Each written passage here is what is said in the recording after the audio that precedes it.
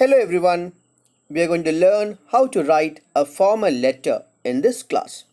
Depending on the purpose of your formal letter, there are several formats from which you can choose. We are following the full block style.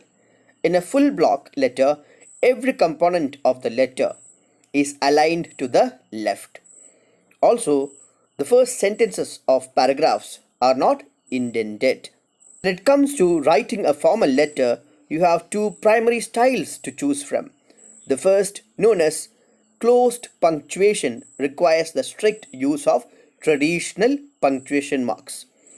Open punctuation is a much more relaxed way of writing. We are going to follow this. The basic structure of a formal letter is as follows.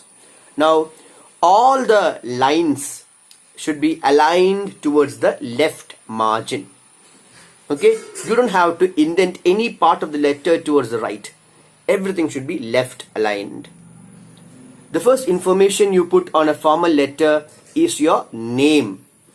Now, some people write from Appu. If you want, you can write that, but then if you're going to mention from, you also need to mention to. Now, what happens is that some people mention from, you forget to write to. Don't do that. So if you're mentioning from, you have to write to. But then in the current scenario, you don't have to mention from and to.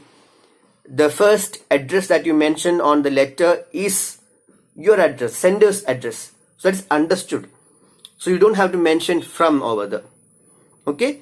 So you write your address and then leave a line and then write the date. Then leave a line and then write the receiver's address. Now, when you write the receiver's address, use their full name and include the title, Mr., Mrs., Doctor, etc. If you don't know the person and you don't know what the title is, do not experiment with the title. You don't know whether the person is Mr. or Mrs. Don't take a risk. You can simply write the name of the person, the full name of the person. Then if you don't know the name of the person, then you can always write the position of the person. And when you're writing letters to schools or some institution, it is always better to write the position. For example, you're writing a letter to the principal, then you write the principal. Or you're writing a letter to the bank manager, you write the manager or the branch manager. Always use the article the. It is not just principal, it is the principal. After you write the address of the recipient, you skip a line and then you write the subject matter. What is the letter about? You have to mention that. The subject is very important because many organizations receive plenty of letters, so you don't get the time to read through the entire letter. Just by looking at the subject, you can actually allot that particular letter to the particular section. If you don't mention subject, then sometimes your letter can get misplaced. Why take the risk? So mention clearly the purpose of your letter. Request for a bona fide certificate. Request for leave for such and such dates. Mention the subject properly. After the subject, you leave a line and then comes the salutation. So you can write sir, or you can write madam. You can write dear sir or respected sir. But these are terms which are again not used in the current scenario. So you can simply write dear sir, or just sir will do, or just madam will do. Then after that, you leave one line and then you begin the introductory part of your letter. Remember, this line, this also begins from the left margin. You don't have to indent the paragraph. Everything begins from the left margin. You state the purpose and the reference of the letter immediately. You get to the point immediately. Do not beat around the bush. I am this and I am that and then I went. No, don't do that. Get to the point. Be brief. Give all the necessary information. The letter can have 2 or 3 body paragraphs then you conclude the letter, then comes the complimentary clause. What is that? Complimentary clause, they are words such as yours faithfully, yours, faithfully, or yours sincerely. They conventionally come immediately before the signature of the letter, and they express the sender's regard for the receiver. So you might get a question, what is a complimentary clause? So you should be prepared. Complimentary clause are words such as yours faithfully, yours truly, yours sincerely, that conventionally come immediately before the signature of a letter. And what do? They express the sender's regard, respect for the receiver. Now, be very careful when you write the word yours, yours. Some people put an apostrophe after R. That is wrong. And some people mix and match all kinds of combinations. Yours respectfully, sincerely. Don't do that. Just stick to one format. It's either yours faithfully, or yours sincerely, or yours truly. Fine, that's fine. Some people even write regards. It's okay. That will also do. Then after that, after the complimentary clause, you skip 3 lines and then you put your signature and then your full name. Some people write their name first and then the signature. No, that is wrong. After the complimentary clause, you put your signature, and after the signature comes your name. Remember that order. It follows logically. So you cannot understand whose signature this is. So you write your name after that. When writing a cover letter or when you're writing a formal letter, you can also mention the documents that you're including in your envelope. Suppose you are writing a letter to the principal asking for a bona fide certificate, then you are including a copy of your identity card. Yes, you can do that. Suppose you're writing a letter to the bank manager asking him or her to cancel your debit card because it has been stolen. So you write the letter, and then at the end of the letter you write enclosed, and then you write the copy of your passbook, copy of the FIR you filed in the police station, then copy of your Aadhaar card. By mentioning the list of enclosed items in the envelope, it will help the receiver to keep track of the documents that you have submitted. Suppose you are applying for a job and you mention these items as enclosed: copy of your 10th certificate, copy of your plus 2 certificate. The person receiving the letter can actually track, yes, this person has submitted these documents. It tallies with what we found in the envelope. So enclosed is also a very important part of a formal letter or a cover letter. Now, what is a cover letter and why is it important? A cover letter is a one-page document. It's a formal letter that introduces a job seeker's work history, professional skills, and personal interest in applying for a job. The main purpose of a cover letter is to support the content of your resume. Now, you're applying for a job and you want to send your resume. You can just put your resume in an envelope and then send it. But without the covering letter, it doesn't look good. So you write a cover letter. Now what happens in the cover letter? It's a formal letter, and then you mention the reason why you are applying for the job and what are your basic qualifications. Alright.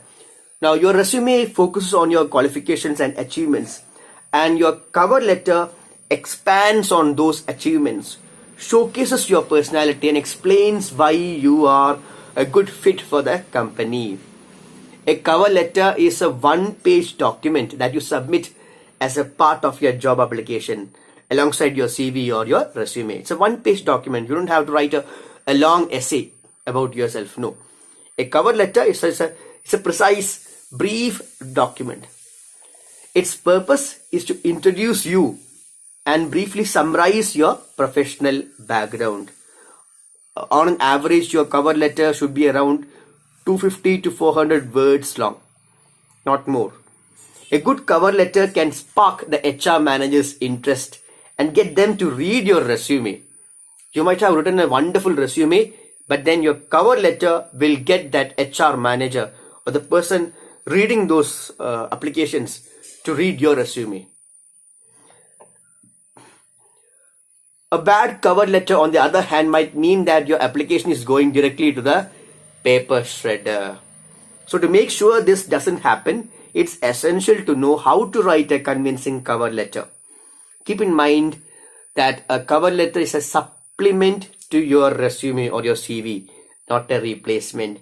You don't have to mention all things mentioned in your resume or CV in the covering letter. Meaning you don't have to repeat everything that you mentioned in your resume.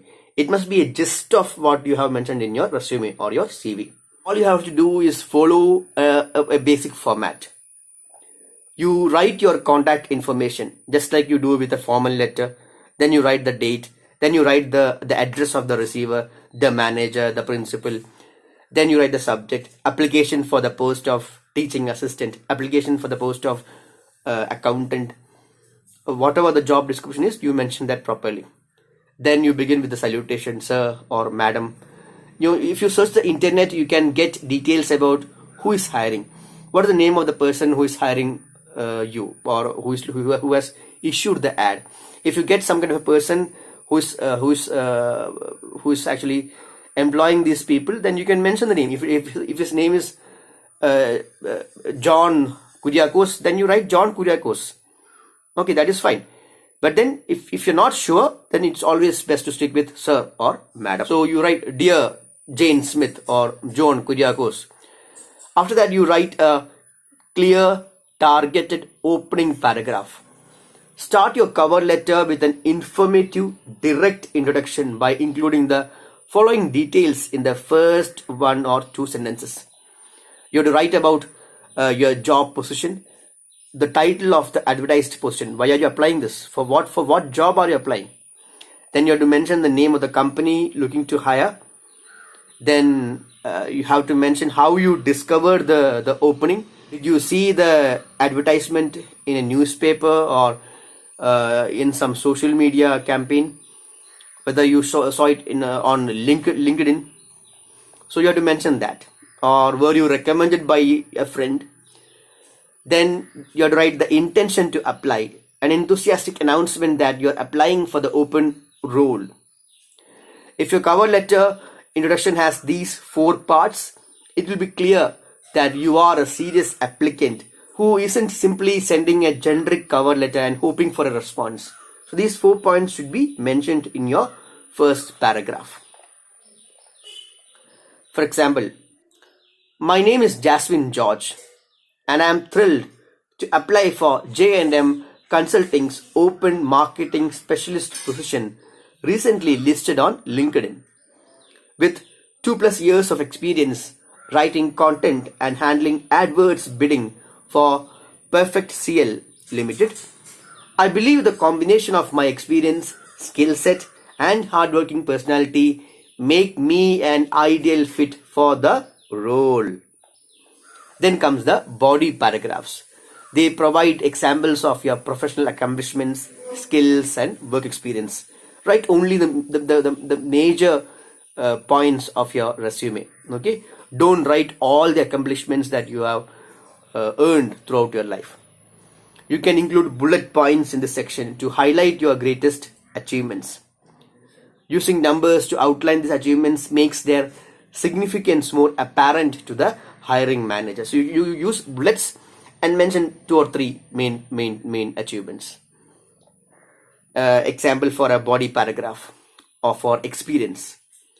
I've been praised by management for consistently executing email marketing campaigns that perform 20% higher than the baseline.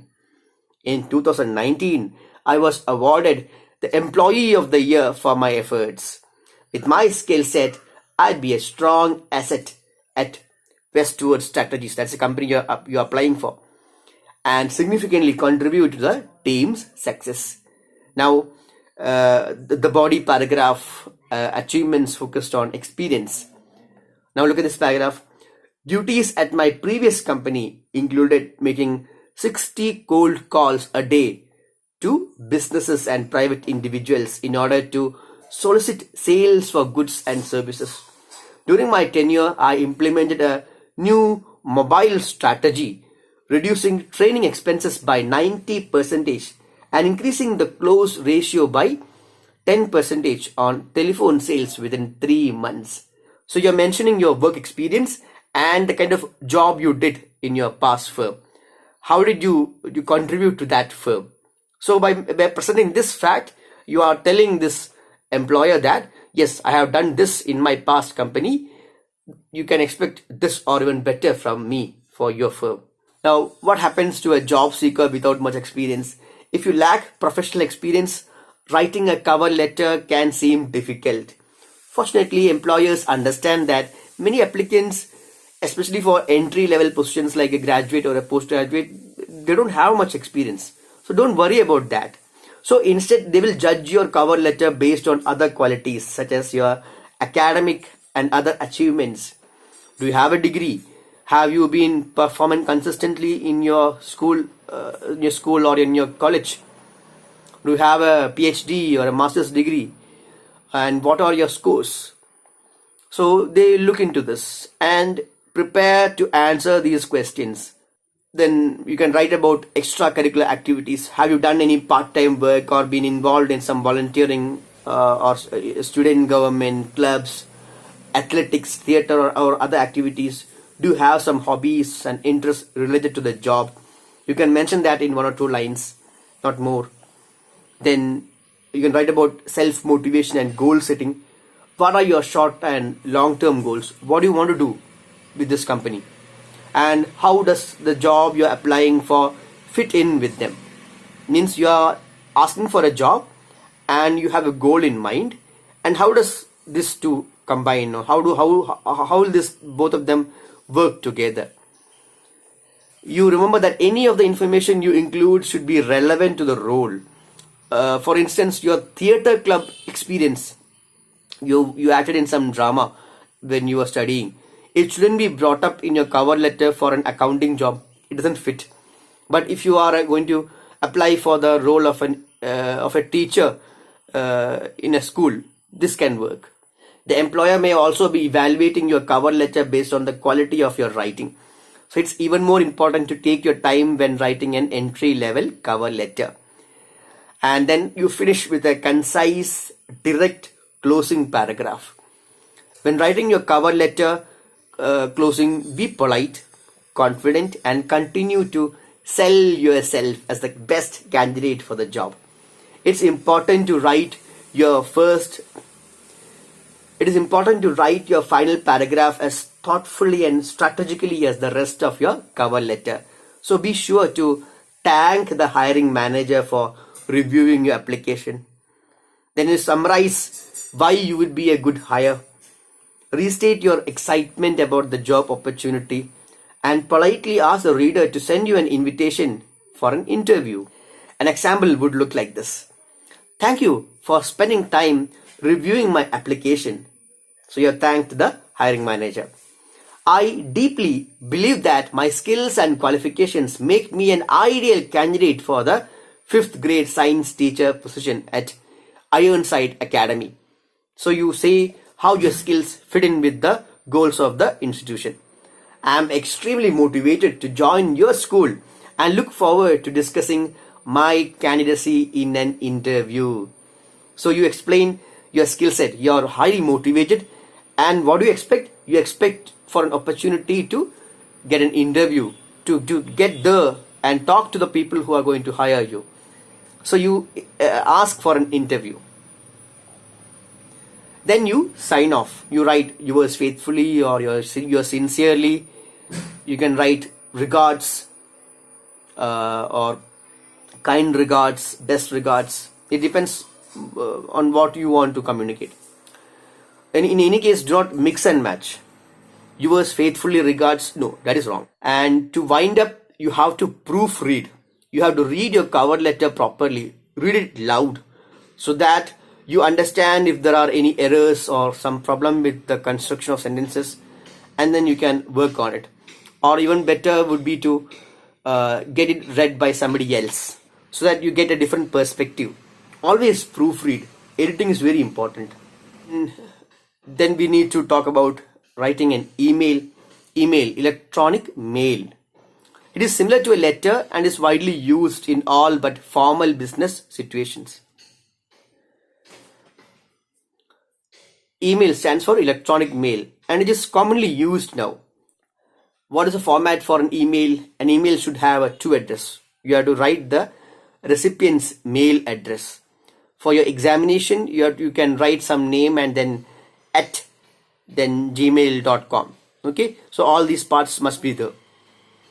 Then you have the CC, carbon copy. What is that? Carbon copy means you want to send a copy of this particular mail. Suppose you send a letter to Amitabh and then you want to send the same letter to Dharmendra. So you can CC that to Dharmendra. There's also a term called BCC, blind carbon copy. What is that? A blind carbon copy is used when you want to send the letter to a third part, Shashi. You want to send the letter to Shashi, but then Shashi should not know to whom you have already sent the mails. Shashi should not know that you have already sent the mails to Amitabh and Dharmendra. So you can use the BCC. So blind carbon copy. Shashi would get the mail, but then he will never know to whom you are sent. Okay. So the to address, then comes the CC. You can include as many number of recipients as you want for the CC and also for the BCC. Then comes the subject line. You have to mention the subject of your email. If it's a reply, then you have the RE sign. If you don't mention the subject in the subject line, it will be very difficult for the receiver to respond to your email, because it is not like letters.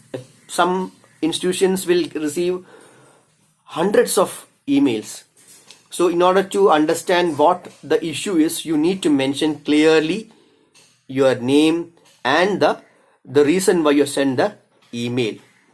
So by doing that, it will be easy for the person to track. Okay, this is the thing. I need to work on that. Then you begin to write the letter. You begin with the salutation. You write hello. It's fine. For an email, you can write hello, no problem. Or sir. If you're writing letter to your boss, you can write sir or madam. Then you mention precisely why you are writing the letter.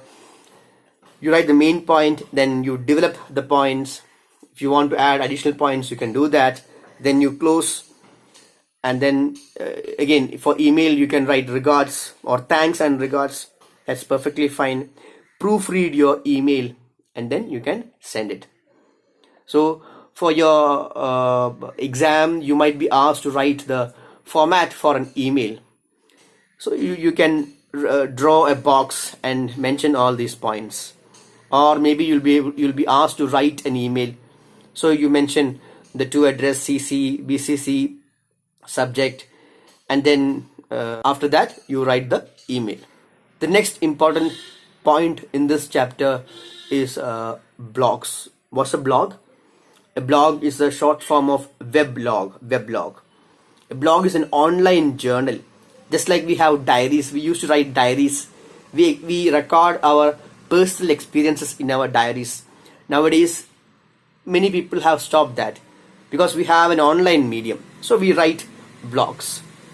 So it's an online journal or informational website displaying information in the reverse chronological order, means that the latest post appears first. It's a platform where a writer or even a group of writers can share their views or an individual subject. Now many people have started blogs, video blogs, where they shoot various scenes or various experiences. Many people have started food vlogs. So they are also popular. They upload it in the YouTube and then make money out of that. Basically, it all deals with how passionate you are. If you're not passionate, then the blog will be a failure. Then you have bells and widgets. Basically, they're essentially on-screen tools that allow you to add extra functions with little efforts. Some of the most common widgets you will see on a basic free blog site include There'll be a counter display which shows the number of visitors on your blog. Then you'll have a search box that enables you to search for various articles on the blog. You have a list of categories mentioned as to you can choose which category you want to read. There'll be a list of keywords that allow you to share direct links to your favorite websites and blogs. Now, one question that you can expect for your exam is mention 3 free blogging sites. So you can write wordpress.com, blogger.com, myspace.com. So just remember 3 of them. You can expect a question, 2-mark question based on this. What is etiquette? Etiquette is a set of customs and rules for polite behavior, especially among a particular class of people or in a particular profession. So we say you should have etiquette. Remember the spelling of this word, because this word is often asked for the English section in competitive exams. They'll ask you to spell the word or identify the correct spelling of this word, etiquette. It refers to the rules of polite behavior, how to behave in a society, in a community, or in a particular place. What about netiquette? Netiquette is short for internet etiquette. Just like etiquette is a code of polite behavior in society, netiquette is a code of good behavior on the internet. This includes several aspects of the internet, such as email, social media, online chat, web forums, website comments, multiplayer gaming, and other types of online communication. While there is no official list of netiquette rules or guidelines, the general idea is to respect others online. I'll now give you 10 examples of rules to follow for good netiquette. You can expect a question based on this topic for your exam. What is netiquette and what are the types of behavior or codes of conduct expected from somebody who is using the internet? So some of the rules like avoid posting inflammatory or offensive comments online. It's called flaming, which will cause people to respond to that, and then just like a fire burns down everything in front of it, it just gets the news gets spread and people will react violently. Often online comments will have reactions in the physical world, so avoid such comments. Respect others' privacy by not sharing personal information, photos or videos that another person may not want published online. Then never spam others by sending large amounts of unsolicited email.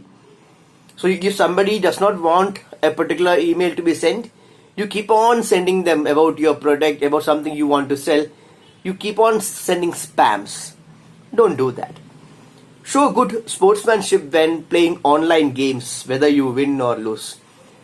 We have read about incidents in which people who lose online games, they go and kill the person in real life just because they defeated them in some online game. Don't troll people in web forums or website comments by repeatedly nagging or annoying them. Stick to the topic when posting in online forums or when commenting on photos or videos such as YouTube or Facebook comments. Don't swear or use offensive language. Then avoid replying to negative comments with more negative comments. Instead, break the cycle with a positive post. If someone asks a question and you know the answer, offer to help. Thank others who help you online. Let us spread positivity. There is enough negativity to go around. Let us break the chain. The internet provides a sense of anonymity, since you often do not see or hear the people with whom you are communicating online. But that is not an excuse for having poor manners or posting incendiary comments. While some users may feel like they can hide behind their keyboard or smartphones when posting online, the fact is they are still the ones publishing the content. Remember, if you post offensive remarks online and the wheel of anonymity is lifted, you'll have to answer for the comments you made. In summary, good netiquette benefits both you and others on the internet. Posting a positive comment rather than a negative one just might make someone's day.